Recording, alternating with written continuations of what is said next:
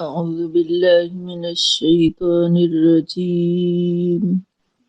بسم الله الرحمن الرحيم. حميم. تنزيل الكتاب من الله العزيز الحكيم. ما خلقنا السماوات والأرض وما بينهما إلا بالحق وأجل مسمى والذين كفروا عما أنذروا معرضون. قل أرأيتم ما تدعون من دون الله أروني ماذا خلقوا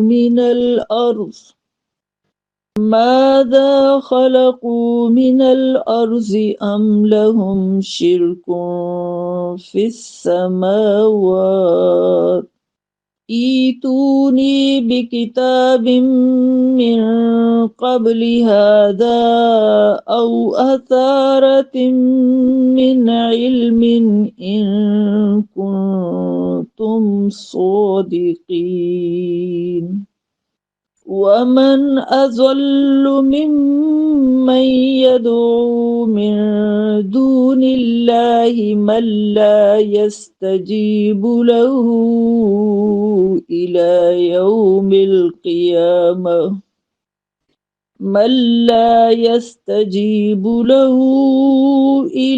يوم القيامة وهم عن دعائهم غافلون. وإذا حشر الناس كانوا لهم أعداء وكانوا بعبادتهم كافرين.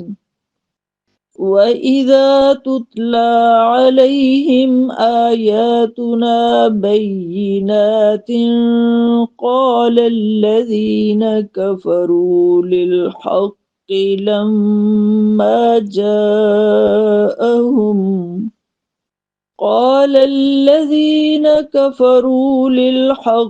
لما جاءهم هذا سحر مبين.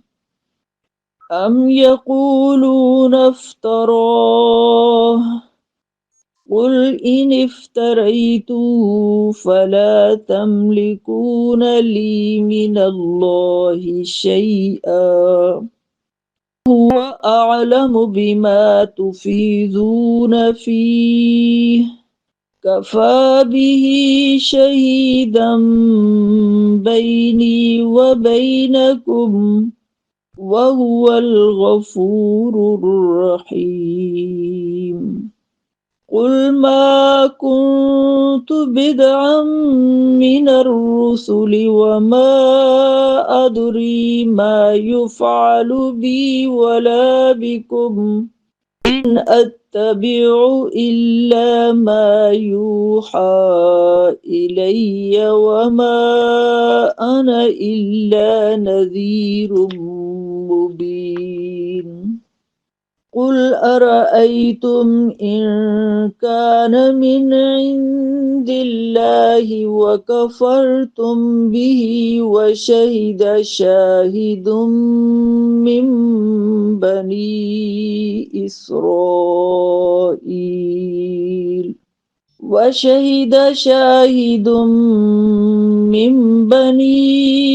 إسرائيل على مثله فآمن واستكبرتم إن الله لا يهدي القوم الظالمين. اعوذ باللہ من الشیطان الرجیم بسم اللہ الرحمن الرحیم۔ پارہ نمبر 26 میں سورۃ الاحقاف، سورہ محمد، سورہ الفتح، الحجرات، قاف اور الذاریات ہے۔ سورہ الاحقاف کے ابتدا میں اللہ تعالیٰ نے انسان کو اس بات کی ہدایت کی ہے کہ ہر وہ نیک کام اللہ کو بہت محبوب ہے جو انسان مستقل مزاجی سے اختیار کر لے، یعنی کسی بھی نیک کام کو شروع کرنا پھر چھوڑ دینا، پھر جب ایک دم جوش آیا پھر نیکی اختیار کرنا پھر چھوڑ دینا، یہ مطلباً مزاجی جو ہے وہ اللہ تعالیٰ کو بالکل بھی پسند نہیں ہے۔ اسے محبوب وہی بندے ہیں جو نیکی شروع کرتے ہیں پھر اس کے اوپر ثابت قدم رہتے ہیں، استقامت اختیار کرتے ہیں۔ تو سورہ الاحقاف کی جو 13 اور 14 نمبر آیت ہے اس میں استقامت کے حوالے سے بہت بہترین رہنمائی کی گئی ہے۔ اللہ تعالیٰ فرماتے ہیں کہ جن لوگوں نے کہا ہمارا رب اللہ ہے پھر وہ اس پر ثابت قدم رہے، نہ ان پر خوف ہوگا نہ غم، یہی جنت والے ہیں، ہمیشہ اس میں رہیں گے اپنے اعمال کے بدلے میں، یعنی یہ جزا ہے اس بات کی کہ جو انہوں نے یہ نیک اعمال کیے، مطلب ایسے اعمال کیے جن پر وہ ثابت قدم بھی رہے۔ تو اللہ کو کون سا کام بہت محبوب ہے؟ جو انسان اختیار کرتا ہے تو پھر اس پر ثابت قدم رہتا ہے، پھر لوگوں کا خوف، دنیا کا خوف اور مال کے کم ہو جانے کا اندیشہ یا کسی بھی قسم کے خطرے کا خوف، یہ ساری چیزیں انہیں پریشان نہیں کرتی۔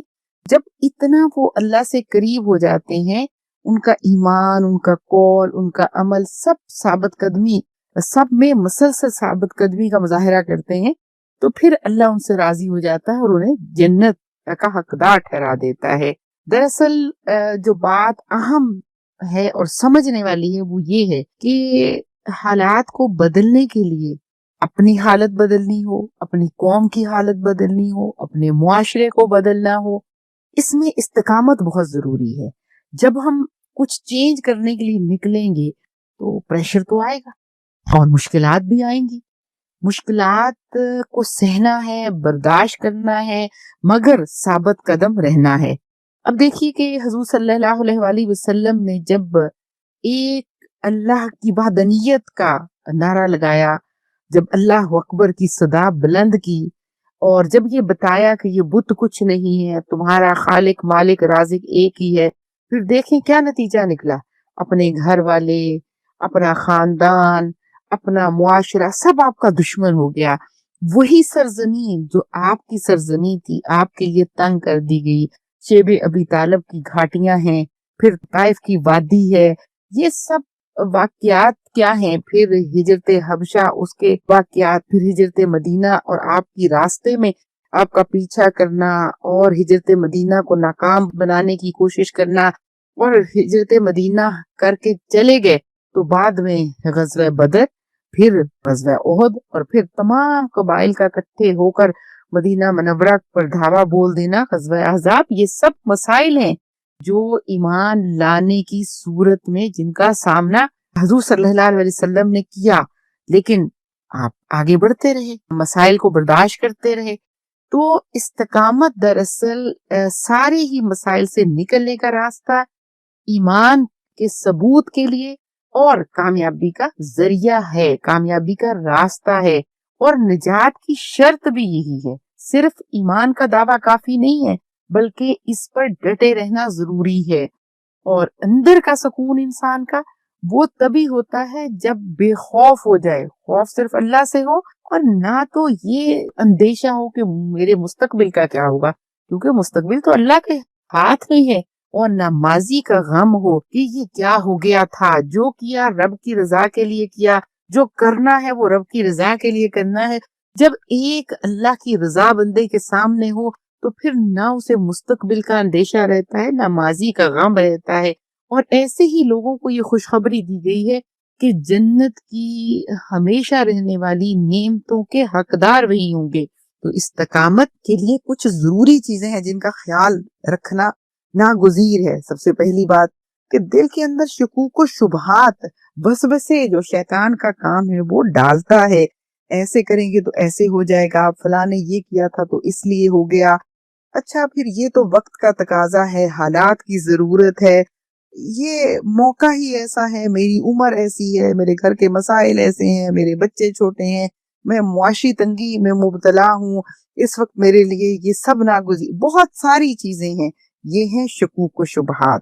یہ وسوسے جو شیطان کی طرف سے ہیں۔ پھر نظریاتی حملے بھی ہوتے ہیں۔ نظریاتی حملے سے مراد یہ ہے کہ اس وقت سوشل میڈیا کا دور ہے، ہر طرح کی چیز انٹرنیٹ پہ موجود ہے، ہم فون اٹھاتے ہیں کسی مقصد کے لیے تو آگے کچھ ایڈز ہوتی ہیں، کچھ اشتہارات ہیں، کچھ ویڈیوز ہیں، کچھ پیغامات ہیں، تو اس پہ اور پھر جو ٹاک شوز کی ایک دنیا ہے اس کے اوپر اپنا اپنا ہر کسی کا نقطہ نظر ہے۔ کسی وقت ہمارے خلاف ایک فضا اسلام کے خلاف چل رہی ہوتی ہے، کسی وقت جماعت اسلامی کے خلاف چل رہی ہوتی ہے، اور کسی وقت دینی جماعتوں کے خلاف چل رہی ہوتی ہے۔ تو یہ نظریاتی حملے ہیں، کبھی ہمارے ایمان کے اوپر، ہمارے عقائد کے خلاف ایتھیسٹ کے، ملحدوں کے مختلف قسم کی مختلف طریقوں سے شکوک و شبہات ڈالے جاتے ہیں، کبھی جو اورینٹلسٹ ہیں ان کے مستشرقین کی طرف سے شکوک و شبہات پیدا کیے جاتے ہیں۔ اس طرح کے بہت سارے فتنوں کا ہمیں سامنا کرنا پڑتا ہے۔ ان سب فتنوں میں ہمارا مستقل کھڑے رہنا، استقامت کے ساتھ کھڑے رہنا بہت ضروری ہے۔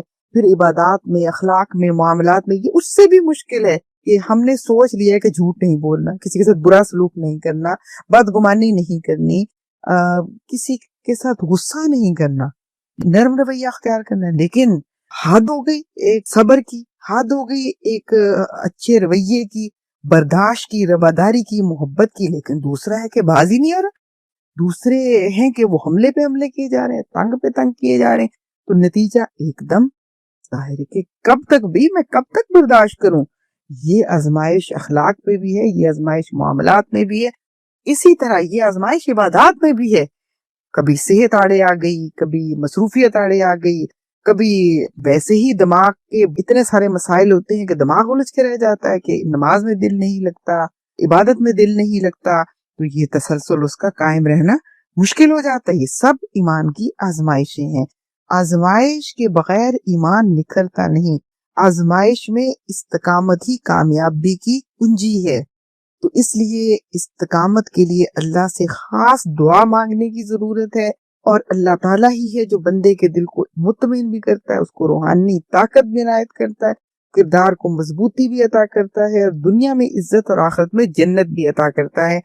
تو یہ موضوع جو استقامت والا ہے، خاص طور پہ سورہ الاحقاف کی آیت نمبر 13 اور 14 میں جو بیان ہوا ہے، سید ابو العلا مودودی رحمۃ اللہ علیہ اس کے حوالے سے استقامت کے اعتبار سے ایک بہت واضح نقطہ نظر رکھتے ہیں، کیونکہ انہوں نے 18ویں صدی کے ایک جو غلامی کا دور تھا، اور تاج برطانیہ کے انڈر بہت ساری مسلم ریاستیں جا چکی تھی، اور مسلمان تاج برطانیہ کے غلام ہو چکے تھے، اور ایک حد تک اسلام کے نظریات کے اوپر بھی مٹی پڑ چکی تھی، گرد و غبار پڑ چکا تھا، جہاد کا نظریہ جو تھا اس پہ معذرت خواہانہ رویہ اختیار کر لیا گیا تھا۔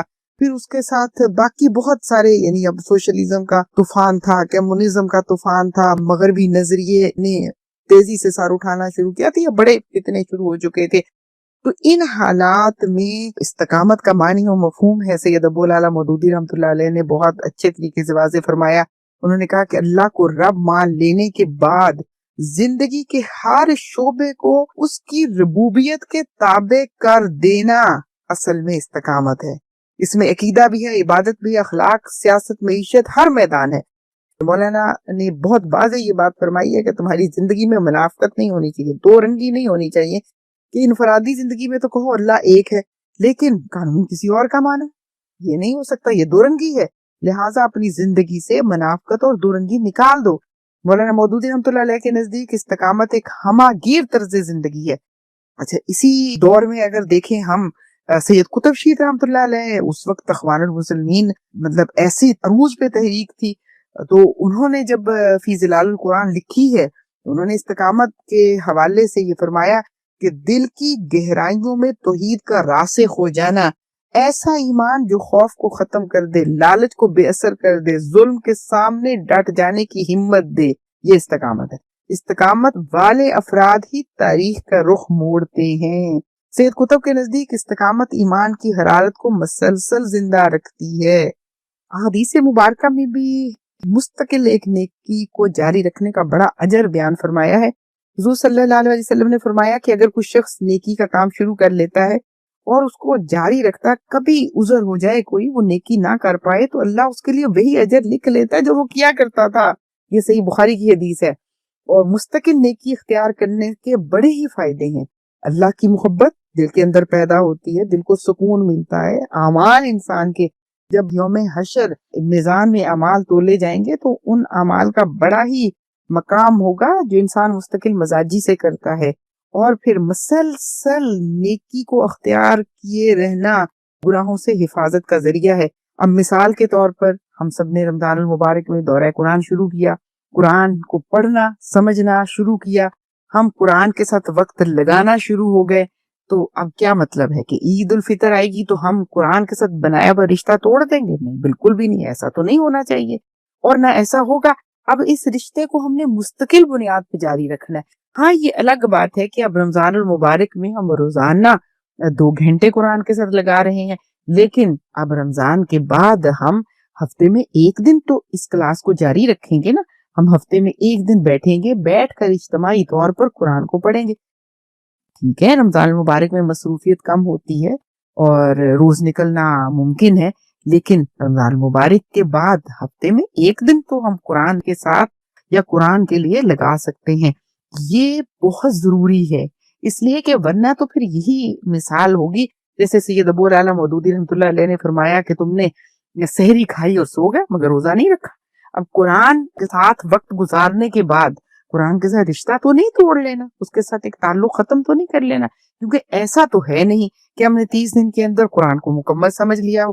قرآن ہمارا وہ ساتھی ہے جو زندگی بھر کا ساتھ ہے، اور قرآن ایسا معجزہ ہے، جب بھی اس کو پڑھیں گے تو نئے مفہوم سمجھ آئیں گے. جب بھی اس کو پڑھیں گے تو اس کے ساتھ ایک نیا رشتہ ہمارا ڈیولپ ہوگا، اور یہ اللہ کے ساتھ ایک ایسا خوبصورت تعلق بنتا چلا جاتا ہے جس میں سے پھر اللہ کی محبت کا رنگ بھی نظر آتا ہے، اور اللہ پھر گھر کے اندر اور انسان کی زندگی کے اندر، مال اور اولاد کے اندر، سب کے اندر بڑی خیر و برکت پیدا کر دیتا ہے. اس کے بعد سورہ الاحقاف کی آیت نمبر 15 ہے، جس میں خاص طور پر ماں کا مقام بتایا گیا ہے. اور وہ کیا ہے کہ ماں نے بڑی مشقت کے ساتھ اولاد کو پیدا کیا، پھر اس کی پرورش کی، لہٰذا اللہ تعالیٰ نے خوشخبری دی ہے کہ ماں کے قدموں تلے جنت ہے. اب اس آیت مبارکہ کا ترجمہ اس طرح سے ہے کہ ہم نے انسان کو اپنے والدین کے ساتھ حسن سلوک کی تاکید کی. اس کی ماں نے اسے تکلیف کے ساتھ پیٹ میں رکھا، تکلیف کے ساتھ جنا یعنی اس کو پیدا کیا، اور اس کا حمل اور دودھ چھڑانے میں 30 مہینے لگے. پہلی بات جو 9 ماہ کی مشقت ہے وہ جسمانی بھی، ذہنی بھی، جذباتی بھی، سب تکالیف ہیں. اور پھر ولادت کا مرحلہ وہ بہت تکلیف دہ ہے. قرآن نے خاص طور پر ماں کی تکلیف کو نمایاں کیا ہے کہ اس نے تکلیف پر تکلیف اٹھا کر بچے کو پیدا کیا. اس سے واضح ہوا کہ ماں کا حق محض احترام نہیں بلکہ قربانی کے اعتراف کا نام ہے، کیونکہ اللہ نے خود اس بات کا اعلان کیا ہے، اس بات کا اظہار کیا ہے کہ تمہاری ماں نے تمہیں تکلیف پر تکلیف اٹھا کے پیدا کیا ہے. پھر پرورش کی تکلیف اٹھائی، دودھ پلانا ہے، راتوں کو جاگنا ہے، بیماری میں سنبھالنا ہے، اپنی ضرورت کو پیچھے رکھ دینا ہے. تو یہ گویا کہ پورے 30 ماہ یعنی مطلب جو پریگننسی کا وقت اور پھر فیڈنگ کا وقت، یہ پورے 30 ماہ ہے. پھر پرورش، اس کے یہ وقت ختم کر کے کوئی پرورش کا مرحلہ ختم تو نہیں ہو جاتا. پرورش ایک مسلسل طویل اور قربانی والا عمل ہے. تو اس لیے حضور صلی اللہ علیہ وسلم نے فرمایا کہ سب سے زیادہ حسن سلوک کی حقدار تمہاری ماں ہے. پوچھا پھر؟ آپ نے فرمایا تمہاری ماں. پھر پوچھا کون؟ آپ نے فرمایا تمہاری ماں. پھر فرمایا تمہارا باپ. یہ صحیح بخاری صحیح مسلم کی حدیث ہے کہ ماں کا حق 3 گنا زیادہ ہے. پھر فرمایا جنت ماں کے قدموں تلے ہے. مطلب یہ نہیں کہ صرف جسمانی قدم، بلکہ ماں کی خدمت، اس کی اطاعت، اس کی دلجوئی، اس کی دعائیں، یہی سب جنت تک پہنچنے کا راستہ ہے. اس کا مطلب یہ ہے کہ ماں کے ساتھ بات کرتے ہوئے لہجہ نرم رکھیں، خدمت کو بوجھ نہ سمجھیں، بڑھاپے میں صبر اور توجہ کے ساتھ معاملہ رکھیں. ناراضگی اگر ہو جائے تو خود پہل کر کے ماں سے معافی مانگ لیں، بات کریں، اس کو راضی کریں، کیونکہ ماں کی آہ بربادی ہے اور ماں کی دعا کامیابی ہے. تو اس لیے یہ آیت مبارکہ بہت ہی اہمیت کی حامل ہے. اس کے بعد سورہ الاحقاف کی آیت نمبر 21 اور 26 ہے.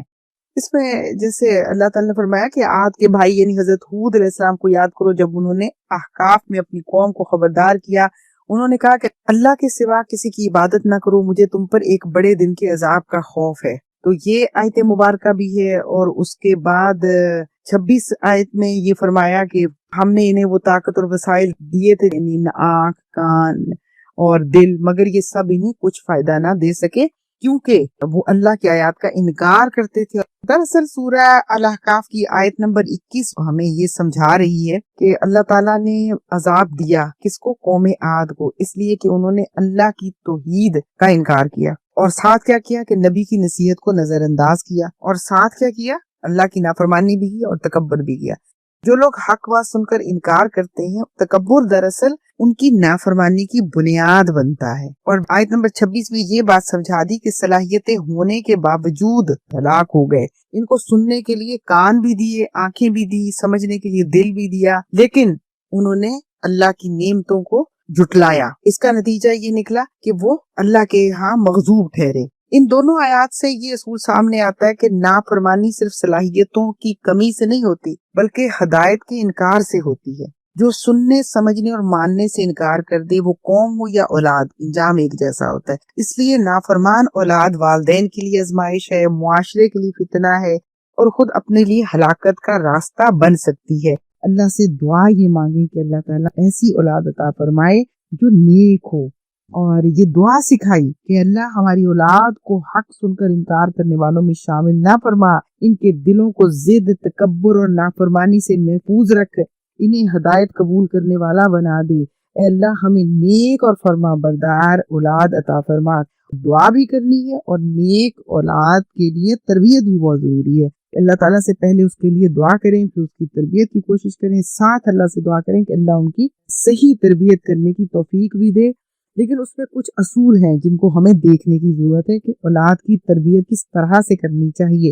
سب سے پہلی بات جو ابھی میں نے آپ کے سامنے رکھی کہ نیت اور دعا، یہ بہت بنیادی چیز ہے اولاد کی تربیت کے لیے۔ اور دوسری بات اس کے بعد جو اہم ہے وہ والدین کا اپنا کردار ہے کہ خود عمل جیسا کریں گے ویسا ہی اولاد اس کو دیکھ کے کرے گی۔ اگر ہم نمازی ہیں تو اولاد نماز پڑھے گی، اگر ہم صابر ہیں، اخلاق اچھا ہے، سچ بولتے ہیں تو اولاد یہی سیکھے گی، اگر ہم رشتہ داروں کے ساتھ حسن سلوک کرتے ہیں تو اولاد بھی یہی کام کرے گی۔ اس لیے اپنا عمل بہت اہم ہے۔ اور تیسری بات، اولاد کو وقت دینا، ان کو توجہ دینا، انہیں محبت دینا۔ اس کا مطلب یہ نہیں ہے کہ ہر وقت جو ہے وہ انہیں بالکل گود میں ہی لیے رکھے، یعنی بہت پیمپرڈ کرنا مقصد نہیں ہے۔ اس کا مقصد یہ ہے کہ جو ان کی وقت جتنا دے، کوالٹی ٹائم دے، اور پھر اس میں ان کی تربیت کریں۔ اور سب سے زیادہ ضروری دو چیزیں ہیں تربیت کے لیے، ایک نماز کی پابندی اور دوسرا قرآن کے ساتھ جوڑنا۔ یہ بہت ضروری ہے۔ اس وقت فتنے کے دور میں ہم اولاد کی نگرانی نہیں کر سکتے، انسان کی نگرانی اس وقت ممکن ہی نہیں۔ صرف یہ احساس کہ میرا رب مجھے دیکھ رہا ہے اور مجھے نعمتیں میرے رب سے ملے گی، میں اس کی محتاج ہوں، میں اس کا محتاج ہوں، مجھے اس کو راضی رکھنا ہے، یہ احساس اولاد کے اندر مسلسل پیدا کرنے کی ضرورت ہے۔ اور اس کے بعد ایک بہت اہم اصول کہ ہماری اپنی زندگی میں ڈسپلن ہونا چاہیے، اور وہی ڈسپلن ہم اپنی اولاد کو بھی سکھانے والے بنے۔ اور اس کے لیے ایک بات بہت اہم ہے، وہ یہ کہ ہمارے قواعد و ضوابط، ہمارے اصول ہونے چاہیے۔ اصول ہمارے اپنے پورے ہونے چاہیے جو اسلام نے ہمیں دیے، لیکن رویہ نرم ہونا چاہیے۔ اصولوں پر عمل کروانا ہے لیکن نرمی کے ساتھ، محبت کے ساتھ، مستقل مزاجی کے ساتھ، چیخنے سے، چلانے سے، سختی کرنے سے، غیر مستقل رویے سے اصولوں پر عمل نہیں کروایا جاتا، بلکہ وہ نتیجہ نکلتا ہے بغاوت کی شکل میں۔ اس لیے اس کا کوئی فائدہ نہیں ہوتا۔ اور پھر بہت اہم بات، مسلسل دعا کرنا اور مختلف طریقوں سے ایسے لوگوں سے ملوانا کہ جن سے وہ اچھے طریقے سے جن سے بات کروا سکتے ہیں، جس سے وہ متاثر ہوں، سمجھ سکیں، اور ان کی صحبت کو بہتر رکھنا۔ بچوں کی تربیت میں صحبت کا اثر بہت ہی گہرا ہوتا ہے، بڑوں کے بھی ہوتا ہے، لیکن بچے کی شخصیت میں ابھی ناپختگی ہوتی ہے، اس لیے بچوں کے دوستوں پہ نظر رکھنا، لڑکیوں کی سہیلیوں پہ نظر رکھنا، ان کے گروپ پہ نظر رکھنا، اور ایسے صحبت میں ان کو شامل کرنا کہ جہاں اچھے لوگ موجود ہوں، اچھی سہیلیاں ہوں، اچھے لڑکوں کے دوست ہوں، اور انہیں بچوں کی سہیلیوں یا لڑکوں کے دوستوں کے والدین کے ساتھ بھی ظاہر ہے کہ جو ماں ہے وہ والدہ کے ساتھ دوست تعلق رکھے گی، والد جو ہے وہ والد کے ساتھ تعلق رکھیں گے. اس تعلق کو بھی بنانا کہ گھروں میں آنا جانا رہے اور ساری چیزیں نظر میں رہیں. اور سب سے اہم یا بہت اہم بات کہ جو ہم کروانا چاہ رہے ہیں وہ مستقل مزاجی سے کروائیں. کبھی تو ہمیں بہت اولاد کی فکر ہو جائے اور کبھی ہم بالکل بے فکرے ہو جائیں. یہ رویہ یا یہ معاملہ بچوں کو بہت آسانی سے سمجھ آ جاتا ہے کہ اماں کا بس یہ معاملہ ہے، اب بس اس کے بعد تو مسئلہ کوئی نہیں، وقت نکل گیا تو پھر اس کے بعد امی کو فکر کوئی نہیں ہونی. تو یہ رویہ بچوں کے لیے نقصان کا باعث بنتا ہے. اور بات میں پھر پلٹ کے وہاں لے کے جاؤں گی کہ اللہ تعالیٰ کو بھی وہ نیکی بہت پسند ہے جو مستقل مزاجی سے کی جاتی ہے. اس کے بعد سورہ الاحقاف کی 24 اور 25 نمبر آیت ہے جس میں قوم عاد پر عذاب کا ذکر ہے. اللہ تعالیٰ فرماتے ہیں کہ جب انہوں نے عذاب کو بادل کی صورت میں اپنی وادیوں کی طرف آتے دیکھا تو بولے یہ تو بادل ہیں جو ہمیں بارش دیں گے، حالانکہ یہ وہی چیز تھی جس کی وہ جلدی مچا رہے تھے، یعنی وہ عذاب مانگ رہے تھے. تو ایسا ہی ہوا، ایسی ہوا تھی جس میں دردناک عذاب تھا. تو بتایا یہ گیا ہے کہ یہ ہوا اپنے رب کے حکم سے وہ پیداوار بھی بڑھا دیتی ہے، وہ خوشخبری بھی لے کر آتی ہے کہ بارش ہوگی اور زمین لہلہا اٹھے گی، لیکن وہی ہوا جو ہے وہ عذاب کی شکل بھی اختیار کرتی ہے. تو مجرم قوموں کے لیے یہی ہوا قحط کا باعث بھی بنتی ہے، تباہی کا باعث بھی بنتی ہے، اور مومنین کے لیے یہی ہوا وہ رحمت کا باعث بنتی ہے. تو اس لیے یہاں پر یہ بات سمجھائی گئی ہے. پھر اس کے بعد سورہ الاحقاف کی آیت نمبر 29 اور 32 ہے جس میں جنات کا ذکر ہے. اور جنات کا ذکر میرا خیال ہے ہم سب نے سنا ہوا ہے. یہ 29 اور 30 نمبر آیت ہے کہ اللہ تعالیٰ فرما رہے ہیں کہ اللہ تعالیٰ نے جنات کے ایک گروہ کو نبی صلی اللہ علیہ وسلم کی طرف متوجہ کیا تاکہ وہ قرآن سنیں. جب وہ قرآن سننے لگے تو آپس میں کہنے لگے خاموش رہو. پھر جب تلاوت ختم ہوئی تو وہ اپنی قوم کی طرف ڈرانے والے بن کر واپس لوٹ گئے اور پھر فرمایا کہ ہماری قوم، ہم نے ایک ایسی کتاب سنی ہے جو موسیٰ علیہ السلام کے بعد نازل ہوئی، جو حق کی تصدیق کرتی ہے اور سیدھے راستے کی طرف رہنمائی کرتی ہے، ہم اس پر ایمان لے آئے ہیں. یہ آیات بتاتی ہیں کہ قرآن کا اثر انسانوں تک محدود نہیں، جو اخلاص سے سنے وہ ضرور متاثر ہوتا ہے. ان آیات مبارکہ کا پس منظر کچھ اس طرح سے ہے کہ نبی صلی اللہ علیہ وسلم مکہ میں شدید مخالفت کے بعد طائف تشریف لے گئے تاکہ وہاں کے لوگوں کو اسلام کی دعوت دیں، مگر طائف والوں نے دعوت قبول نہ کی، بلکہ وہاں کے سرداروں نے بچوں اور اوباش لڑکوں کو آپ کے پیچھے لگا دیا اور وہ آپ پر پتھر مارتے گئے، یہاں تک کہ آپ کا جسم مبارک لہو لہان ہو گیا، جوتے خون سے بھر گئے. یہ نبی صلی اللہ علیہ وسلم کی زندگی کا سب سے تکلیف دہ دن تھا. تو اس وقت میں جنات کا قرآن سننا ظاہر ہے کہ ایک تازہ ہوا کا، خوشی کا ایک موقع تھا کہ طائف سے واپسی پر مکہ کے قریب نخلا کے مقام پر نبی صلی اللہ علیہ وسلم رات کے وقت نماز میں قرآن پڑھ رہے تھے کہ جنات کا ایک گروہ وہاں سے گزرا. انہوں نے قرآن کی آواز سنی، رک گئے، پوری توجہ سے سنا. یہی وہ لمحہ ہے جسے اس سورہ مبارکہ میں بیان کیا گیا ہے اور بتایا گیا ہے کہ انسانوں نے یہ معاملہ کیا. یہاں پہ کمپیریزن کیا گیا ہے، کمپیئر کیا گیا ہے کہ طائف والوں کے پاس نبی صلی اللہ علیہ وسلم اس کلام حق کو لے کر گئے تو ان کا معاملہ اتنا برا تھا، اور آپ خود تلاوت فرما رہے ہیں نماز کے اندر تو جنات پاس سے گزرے تو ان کا رویہ کیا تھا؟ انہوں نے کہا خاموش رہو اور ادب سے سنو، یعنی قرآن سننے کے لیے وہ باادب ہو گئے. تو اس کا نتیجہ کیا نکلا کہ دل بدل گیا، قرآن نے ان کے دلوں کو بدل دیا، فوراً ایمان قبول کیا کسی ضد، بحث یا تاخیر کے بغیر. تو یہ بڑا ہی خوبصورت کمپیریزن ہے، بہت ہی خوبصورت، اور یہ ہمارے لیے دعوت ہے، ہمارے لیے پیغام ہے، ہمارے لیے موٹیویشن ہے، ہمارے لیے ترغیب ہے کہ یہی رویہ ہمارا ہونا چاہیے کہ ہم قرآن کو سنیں، اس کو فوراً تسلیم کریں اور جو قرآن حکم دیتا ہے اس کو فوری اختیار کر لیں. کسی بھی کام کے لیے یہ نہ سوچیں کہ اس کے بعد شروع کروں گی، اس کے بعد یہ اختیار کروں گی، یہ وقت مشکل ہے. نہیں، اصل میں جو کل والی ہے نا تو کل کبھی نہیں آتی. نیکی کی نیت جو کی ہے اس کو مستقل جاری رکھیے، خاص طور پر اس لحاظ سے سوچئے کہ اب قرآن کا ساتھ نہیں چھوڑنا، مستقل قرآن کے ساتھ جڑے رہنا ہے، کبھی اپنے آپ کو قرآن سے الگ نہیں کرنا. اور دوسرا، میں نے جو صحبت صالحہ اختیار کر لی ہے، میں اس صحبت صالحہ کو مستقل اختیار کروں گی، میں نے اس صحبت سے اپنے آپ کو الگ نہیں کرنا. یہ وہ جو اجتماعیت کا حکم میرے رب نے اور میرے پیارے حبیب صلی اللہ علیہ وسلم نے دیا ہے، میں اس حکم پر ایمان لائی اور میں نے اسے قبول کر لیا۔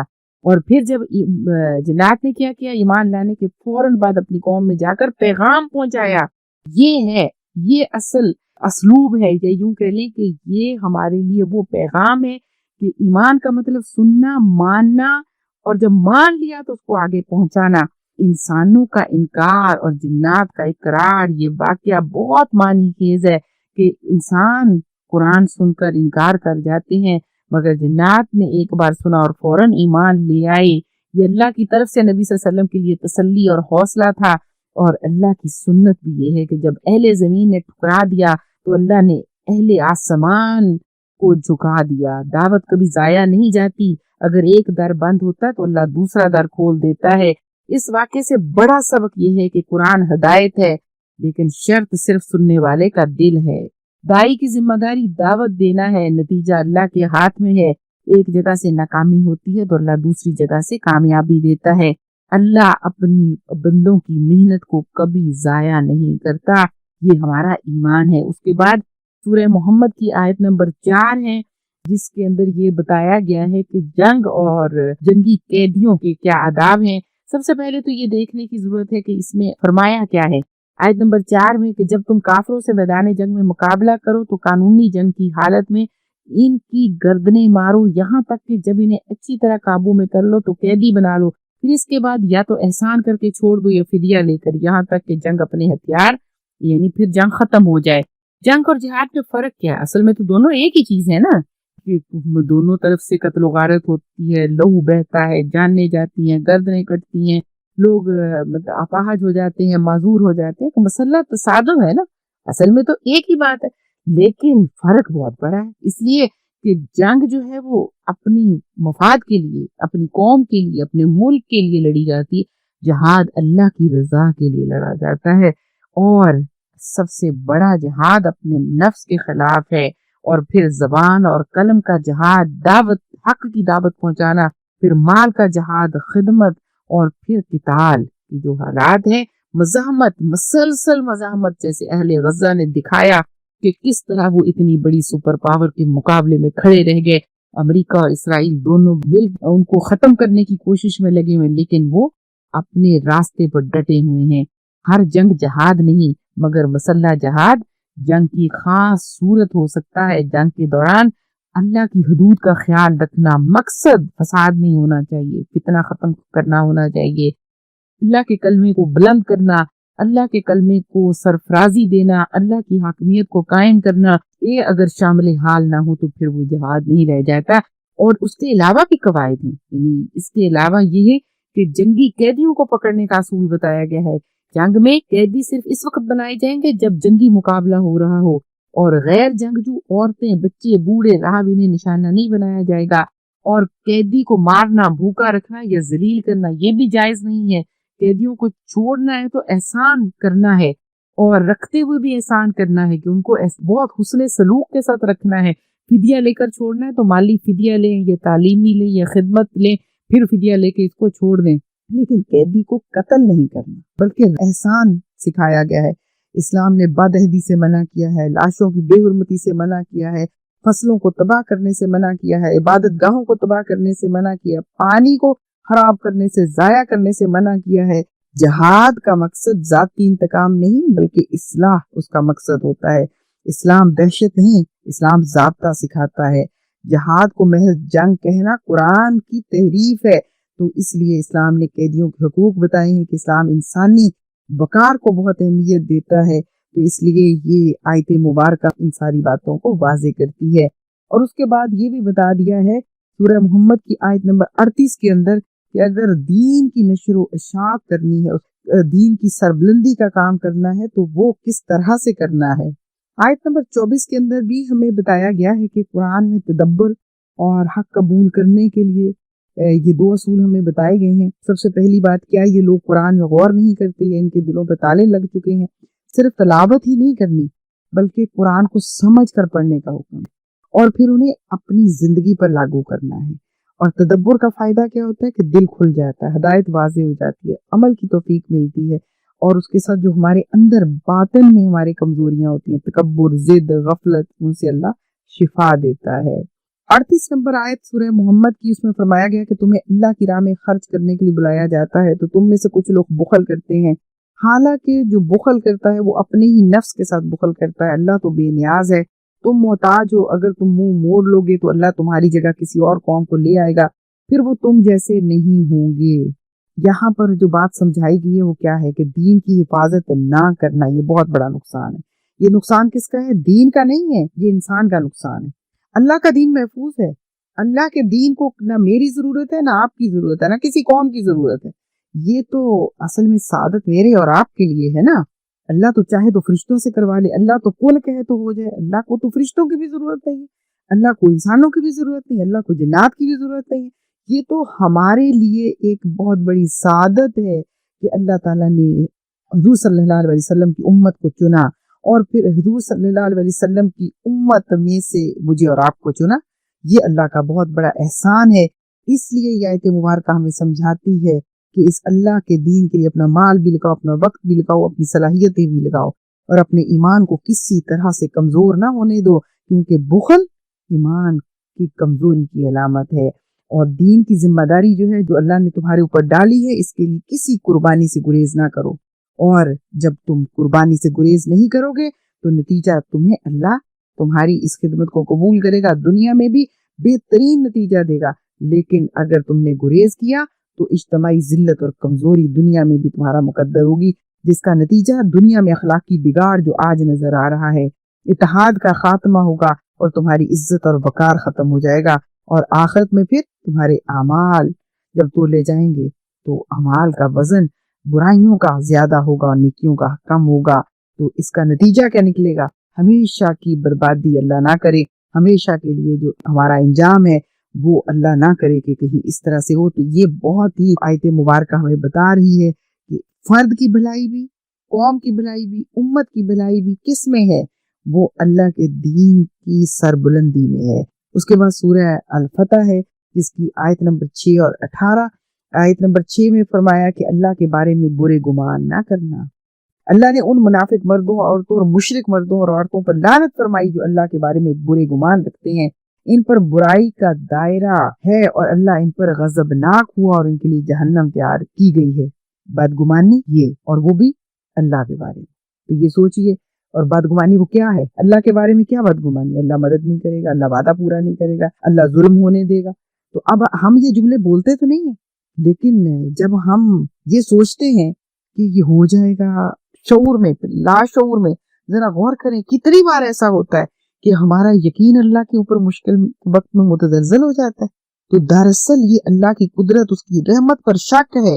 قرآن کے مطابق یہ صرف نفسیاتی کمزوری نہیں ہے، بلکہ یہ ایمانی خرابی ہے۔ یہ بہت اہم بات ہے، اس پر ہمیں آج گھر جا کے ضرور غور کرنا چاہیے، ضرور سوچنا چاہیے کہ میں کس کس لمحات میں، کس کس طرح کے واقعات میں، کس کس طرح کے حادثات میں میرا ایمان کمزور ہو جاتا ہے۔ اور اس کے بعد سورہ الفتح کی آیت نمبر 18 ہے جس کے میں اللہ تعالیٰ فرما رہے ہیں کہ اللہ ان مومنوں سے راضی ہو گیا جنہوں نے درخت کے نیچے نبی صلی اللہ علیہ وآلہ وسلم سے بیعت کی، اللہ نے ان کے دلوں کے حال کو جان لیا، بس ان پر سکینت نازل فرمائی اور انہیں قریب کی فتح عطا کی۔ یہ واقعہ تو آپ کو یاد آ گیا ہوگا، یہ بیعت رضوان ہے کہ جب حضور صلی اللہ علیہ وسلم عمرے کی نیت سے چلے تھے اور اس وقت صلح کے لیے حضرت عثمان غنی رضی اللہ تعالیٰ عنہ کو بھیجا، تو خبر یہ پہنچی کہ حضرت عثمان غنی کو شہید کر دیا گیا۔ تو تب ایک درخت کے نیچے بیٹھ کر آپ نے بیعت لی تھی، جسے بیعت رضوان کے نام پہ یاد کیا جاتا ہے کہ اللہ ان سب سے راضی ہو گیا تھا جنہوں نے حضور صلی اللہ علیہ وسلم کے ہاتھ پر بیعت کی تھی۔ اور یہ بیعت کون سی تھی؟ اپنی جانوں کو قربان کر دینے کی بیعت تھی کہ ہم حضرت عثمان غنی رضی اللہ تعالیٰ عنہ کی شہادت کا بدلہ لیں گے، یہاں تک کہ ہم میں سے ہر شخص جو ہے وہ اس عمل میں شہید ہو جائے۔ تو یہ بہت بڑی بات ہے، اللہ پر پورا بھروسہ، اور اللہ نے اتنا بہتر فیصلہ کروایا، اور جس کے نتیجے میں اللہ کی رضا بھی ہوئی، دل کا سکون بھی ہوا، اور پھر فتح اور کامیابی بھی ہوئی۔ اللہ تعالیٰ نے دکھایا کہ کس طرح سے یہ سارا عمل جو ہے وہ نتیجے میں اس کو فتح مبین کہا گیا، واضح فتح کہا گیا۔ تو اس لیے اس کی بڑی اہمیت ہے۔ اور پھر اس کے بعد سورہ الفتح کی آیت نمبر 29 ہے جس میں صحابہ کرام کی صفات بتائی گئی ہیں۔ इस आयत मुबारका का खुलासा कुछ इस तरह से है कि मोहम्मद सल्लल्लाहु अलैहि वसल्लम अल्लाह के रसूल और जो लोग इनके साथ हैं वो काफिरों पर सख्त हैं, आपस में रहम दिल हैं। तुम इन्हें रुकू और सजदा करते देखोगे, वो अल्लाह का फजल और इसकी रजा चाहते हैं। इनके चेहरों पर सजदों के असर हैं, ये इनकी सिफ्त तौरात में भी है, इंजील में भी है। वो इस खेती की मानद है जो पहले कोंपल निकालती है, फिर मजबूत होती है और अपने तने पर खड़ी हो जाती है ताकि काफिरों को जला दे। अल्लाह ने इनमें से ईमान वालों और नेक अमल करने वालों से मग़फ़िरत और अजर अजीम का वादा किया है। सहाबा किराम की जो नुमाया खूबियां बताई गई हैं, सबसे पहली खूबी वफादारी, किसके साथ? अल्लाह और उसके रसूल सल्लल्लाहु अलैहि वसल्लम के साथ। और फिर सहाबा सिर्फ मानने वाले नहीं थे, बल्कि जान और माल कुर्बान करने वाले, वक्त कुर्बान करने वाले, सब कुछ। हुजूर सल्लल्लाहु अलैहि वसल्लम ने जो मिशन दिया, बसीयत मुसलमान, आपने जो अपनी उम्मत को मिशन दिया, उसके लिए हर चीज कुर्बान करने वाले थे, और वही मिशन हमारे जिम्मे है। उस मिशन को लेकर आगे बढ़ने का हुक्म मुझे और आपको दिया गया है। ईमान का मियार इत्तबाई रसूल है और दीन के मामले में मजबूती, काफिरों पर सख्त, जुल्म के सामने नहीं झुकना, हक पर साबित कदम रहना है, दीन में मुदाहनत नहीं करनी। और ये सख्ती किरदार की है, जुल्म की नहीं।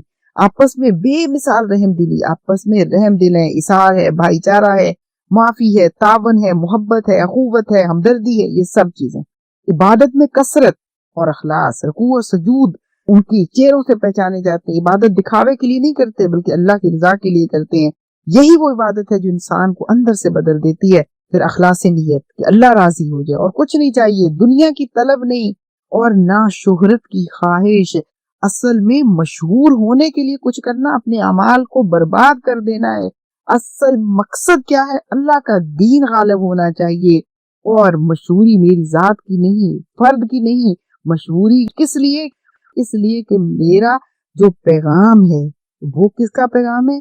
अल्लाह की बड़ाई का, उसकी वहदनियत का, उसकी किबरियाई का। उस पैगाम को मुझे पहुंचाना है, अल्लाह के दीन को मुझे गालिब करना है। हिरत सिर्फ एक होनी चाहिए, वो क्या है? कि अल्लाह का दीन गालिब हो जाए। तो फिर क्या होता है? ऐसे ही लोग हैं जिनके चेहरे पुरनूर होते हैं, जिनके अखलाक बड़े उम्दा होते हैं, जो आजिज होते हैं, जो बावकार होते हैं। तो अल्लाह ताला ने फिर उनकी मिसाल कैसी दी? खेती की मिसाल दी, जो इब्तिदा में कमजोर थी, फिर आहिस्ता आहिस्ता मजबूत होगी, आखिरकार एक ताकतवर जमात बन गई। इस्लाम फौरी इनकलाब नहीं ले आता, बल्कि पायदार तब्दीली, ऐसी मजबूत तब्दीली कि जो दुश्मनाने हक के लिए रोब का बाइस भी है। तो यही सहाबा किराम का किरदार था जो हमें दिखाया, जो हमें बताया, ताकि हम सहाबा किराम की पैरवी करें, उनकी जिंदगियों को अपने लिए नमूना बनाएं। हुजूर सल्लल्लाहु अलैहि वसल्लम की जिंदगी और आपके सहाबा की जिंदगी के मुताबिक अपनी जिंदगियां गुजारने की कोशिश करें।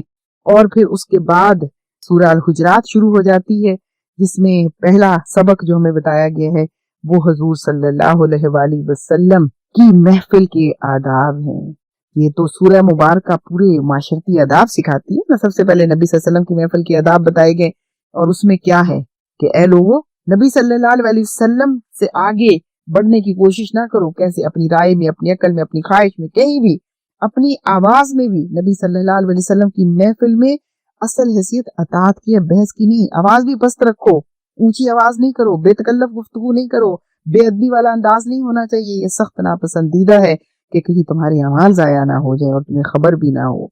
और फिर क्या फरमाया कि नबी सल्लल्लाहु अलैहि वसल्लम को इस तरह नाम लेकर ना पुकारो जिस तरह आप आपस में एक दूसरे को पुकारते हो, बल्कि कहो या रसूल अल्लाह, या नबी अल्लाह। तो साथ सल्लल्लाहु अलैहि वसल्लम भी कहो। और जब वो अपने हुजरे में हो तो उन्हें पुकारो नहीं, यहाँ तक इंतजार करो कि वो खुद बाहर तशरीफ ले आए, उस वक्त उनसे बात करो और इजाजत लेकर बात करो। अदब का ख्याल रखो, बाअदब रहो, आवाज भी नीची रखो और दिल में भी अदब होना चाहिए। यही वो करीना है मोहब्बत का, यही करीना है इस बात का कि हम नबी सल्लल्लाहु अलैहि वसल्लम की महफिल, अब आप मौजूद नहीं है तब भी वो महफिल जिसमें नबी सल्लल्लाहु अलैहि वसल्लम का जिक्र हो, जिसमें आपकी शान हो, जिसमें अल्लाह के दीन की बात हो, क्योंकि हम तक दीन पहुंचा नबी सल्लल्लाहु अलैहि वसल्लम के जरिए।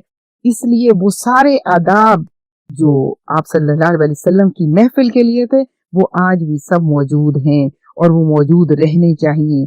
तो इसके लिए नबी सल्लल्लाहु अलैहि वसल्लम का जब भी नाम आए तो आप दरूद भेजें, क्योंकि सूरह अहज़ाब की आयत नंबर 56 के अंदर अल्लाह ताला ने खुद फरमा दिया कि बेशक अल्लाह اس کے فرشتے بھی نبی صلی اللہ علیہ وسلم پر درود بھیجتے ہیں، لہٰذا تم بھی حضور صلی اللہ علیہ وسلم پر درود بھیجو۔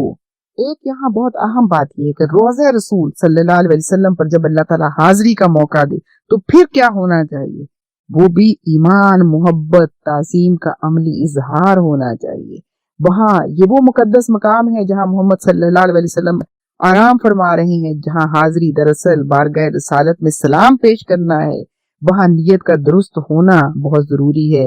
رسول صلی اللہ علیہ وسلم کو سلام پیش کرنا، محبت اور اتباع کا اپنا وعدہ کرنا، اور اگر وعدہ کیا ہوا ہے تو اس کی تجدید کرنا۔ اصل سلام پیش کرنے کی اصل چیز یہ ہے کہ ہم اپنی محبت کا، اپنی وفاداری کا، اپنی اطاعت کا، اپنی اتباع کا پورا تجدید کریں، اور نیت تعظیم اور سلام کی نیت جو ہے وہ ظاہری ادب بھی ہونا چاہیے، پاکیزہ لباس ہو اور باوضو ہو، سکون ہو، وقار ہو، خاموشی ہو۔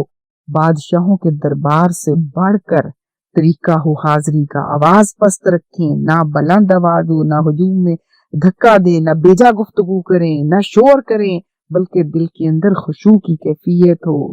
روزے کے سامنے کھڑے ہونے کا طریقہ بھی یہ ہے کہ روزہ کی طرف ادب سے رخ، سر جھکا ہو، نگاہیں نیچی ہوں، پھر کہیں السلام علیکہ یا رسول اللہ، کیونکہ اس وقت تو سامنے سلام پیش کرنا ہے۔ السلام علیکہ یا نبی اللہ، السلام علیکہ یا حبیب اللہ، اور درود و سلام کثرت سے، آہستہ آواز سے، دل کی حاضری سے، اونچی آواز سے نہیں۔ یہ مقام درود کی قبولیت کا خاص مقام ہے۔ ان سب احسانات کو یاد کریں جو حضور صلی اللہ علیہ وسلم کی ذات مبارکہ کے ہمارے اوپر ہیں۔ اس کے بعد ہے وہ پورے معاشرتی اصول بیان کیے گئے ہیں سورہ الحجرات کے اندر۔ بہت اہم موضوع ہے، اس پہ ہم دیکھیں کہ اسلامی معاشرے کے اخلاقی اصول۔ اس میں پہلی بات تو یہ سمجھنے کی ہے کہ اسلام محض عقائد کا مجموعہ نہیں، بلکہ کیا کرتا ہے؟ کردار سازی کرتا ہے۔ اور اس میں پہلی بات جو سمجھائی گئی ہے کہ ایک دوسرے کا مذاق نہیں اڑانا، ایک دوسرے کو تانا نہیں دینا، برے لقب سے نہیں پکارنا، اور ساتھ مذاق، طنز، دل توڑنا، یہ سب کس چیز سے ہوتا ہے؟ تکبر۔ تو لہٰذا پہلی چیز تکبر کا خاتمہ ہے۔ ایسا کوئی کام نہیں کرنا جو دوسرے کی عزت نفس کو مجروح کر دے، اور ایسا کوئی کام نہیں کرنا جس میں جو ہے وہ آپس کے تعلقات خراب ہوں۔ ایک بات بہت اہم سمجھنے کی ہے، وہ یہ ہے کہ اللہ تعالیٰ نے ہمیں اس دنیا کے اندر رہتے ہوئے سمجھایا ہے کہ تمہیں اپنی معاشرتی زندگی کیسے گزارنی ہے۔ جو چیزیں ہماری حسن معاشرت کے خلاف ہیں ان سب کو منع کر دیا گیا ہے، ان سب آداب کو اختیار کرنے کا حکم دیا گیا ہے جس سے معاشرت کے اندر حسن پیدا ہوتا ہے۔ اور اس میں سب سے اہم بات ہماری زبان ہے۔ بعض اوقات ہم سوال کر کے ہی دل رنجیدہ کر دیتے ہیں، بعض اوقات ہم صرف کچھ تنقید کر کے، محاسبہ کر کے ہی دل رنجیدہ کر دیتے ہیں۔ اسی لیے حسن زن کا حکم دیا گیا، اچھا گمان کریں۔ جو چیز ہمیں ظاہر میں بری نظر آ رہی ہے، ہو سکتا ہے کہ وہ بہت اچھی اندر سے، کیونکہ غیب کا علم اللہ کے پاس ہے اور اللہ ہی بہتر جانتا ہے کہ بندے کی نیت کیا ہے۔ سید ابو العلا مودودی رحمۃ اللہ علیہ کے مطابق یہ آیت سماجی برتری، معاشرتی برتری کے تمام جھوٹے معیار توڑ دیتی ہے۔ انسان کا اصل مقام اس کے ایمان اور اخلاق سے طے ہوتا ہے، نہ کہ حسب، مال یا ظاہری حیثیت سے۔ سید قطب شہید رحمۃ اللہ علیہ لکھتے ہیں کہ تمسخر دلوں میں نفرت کی دیواریں کھڑی کرتا ہے، امت کی روحانی وحدت توڑ دیتا ہے۔ اسلام ایک ایسا معاشرہ چاہتا ہے جہاں وقار محفوظ ہو، اس لیے یہ بھی سمجھا دیا بدگمانی نہیں، تجسس نہیں، غیبت نہیں، اور پھر یہ بھی بتا دیا کہ بدگمانی دل کو آلودہ کرتی ہے، فیصلوں کو بگاڑ دیتی ہے، اور تجسس نجی زندگی پر ناجائز دخل ہے۔ غیبت کو قرآن نے مردار خوری بتایا ہے جو بہت ہی برا ہے۔ مولانا مودودی رحمۃ اللہ علیہ کے نزدیک یہ آیت معاشرے میں اعتماد کی فضا قائم کرتی ہے۔ جب شک، جاسوسی اور غیبت ختم ہو تو معاشرے میں امن اور سکون پیدا ہوتا ہے۔ سید قطب شہید رحمۃ اللہ علیہ کہتے ہیں کہ غیبت دل کی بیماری ہے جو انسان کو اندر سے کھوکھلا کرتی ہے۔ اسلام دلوں کی پاکیزگی چاہتا ہے، اس لیے زبان اور نیت دونوں کی اصلاح کرتا ہے۔ اور پھر نسلی تفاخر، اس کو منع کیا، ختم کیا۔ تقویٰ کا معیار کیا بتایا ہے کہ تمام انسان ایک مرد اور عورت سے پیدا ہوئے، قومیں اور قبیلے تو صرف پہچان کے لیے ہیں۔ اللہ کے نزدیک سب سے باعزت وہ ہے جو سب سے زیادہ متقی ہے۔ نسل، رنگ، زبان یا قومیت پر فخر بالکل غلط ہے۔ اصل معیار تقویٰ ہے، یعنی اللہ سے گہرا تعلق۔ یہ بہت بڑی اخلاق کی ذمہ داری ہے۔ مولانا مودودی رحمۃ اللہ علیہ کے نزدیک یہ آیت انسانی تاریخ کی تمام نسلی برتریوں کو رد کر کے ایک عالمی اخلاقی معیار قائم کرتی ہے، اور سید قطب لکھتے ہیں کہ تقویٰ دل کا وہ وصف ہے جو انسان کو اللہ کے قریب اور معاشرے کے لیے مفید بناتا ہے۔ یہ تینوں آیات جو ہمیں پیغام دیتی ہیں وہ کیا ہے؟ زبان کی اصلاح کرو تو پھر کیا ہوگا؟ تمسخر نہیں ہوگا، ایک دوسرے کو تانا نہیں دو گے، غیبت اور چغلی سے بچو گے۔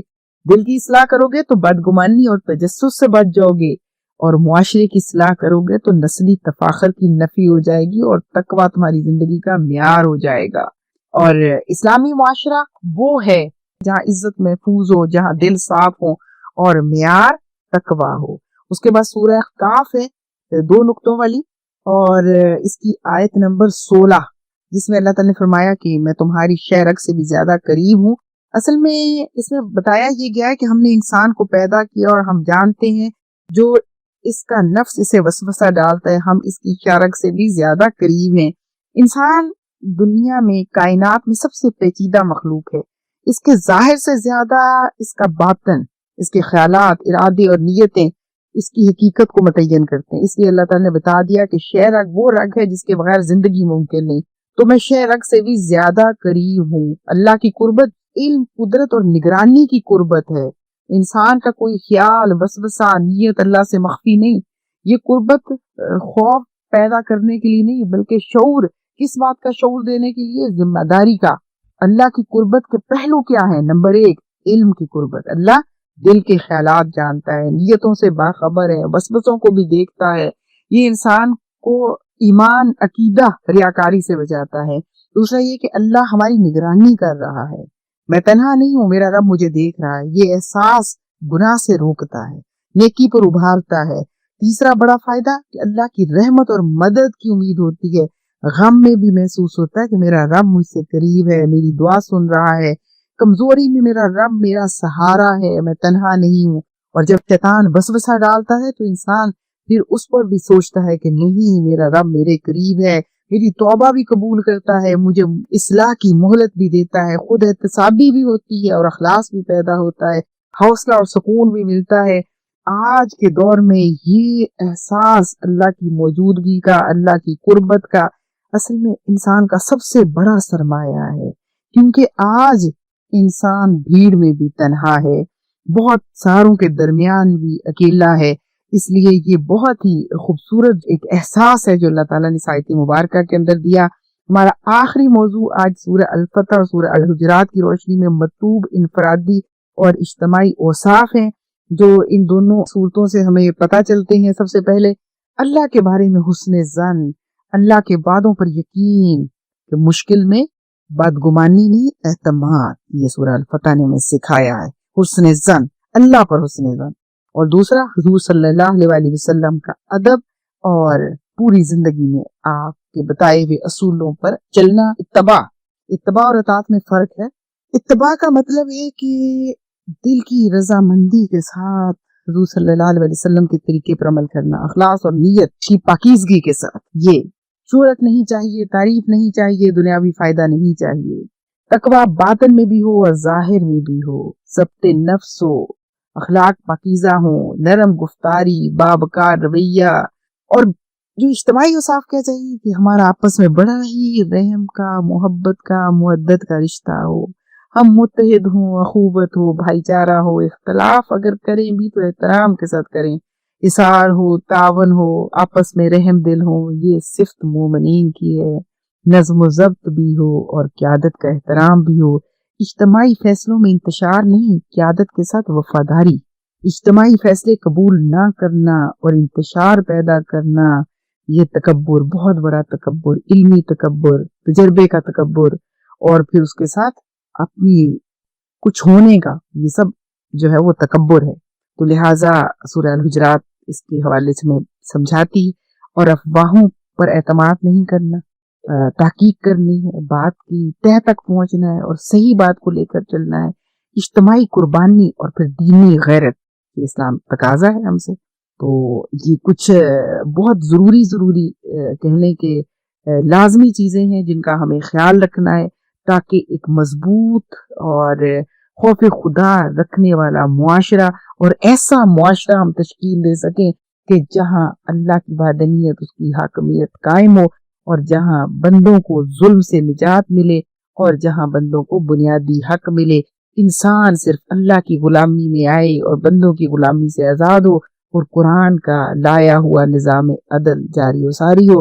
اللہ تعالیٰ سے دعا ہے کہ ہمیں اللہ تعالیٰ ایسا معاشرہ تشکیل دینے کی توفیق عطا فرمائے، اور اللہ ہمیں جماعت اسلامی کے ساتھ آگے بڑھتے ہوئے ہر طرح کی قربانی دینے کی توفیق عطا فرمائے، تاکہ جو اقامت دین کا فریضہ ہمارے اوپر عائد ہے وہ ہم ادا کر سکیں، اور ہم اس زندگی میں، اپنی زندگی میں اسلام کی وہ بہاریں دیکھ سکیں۔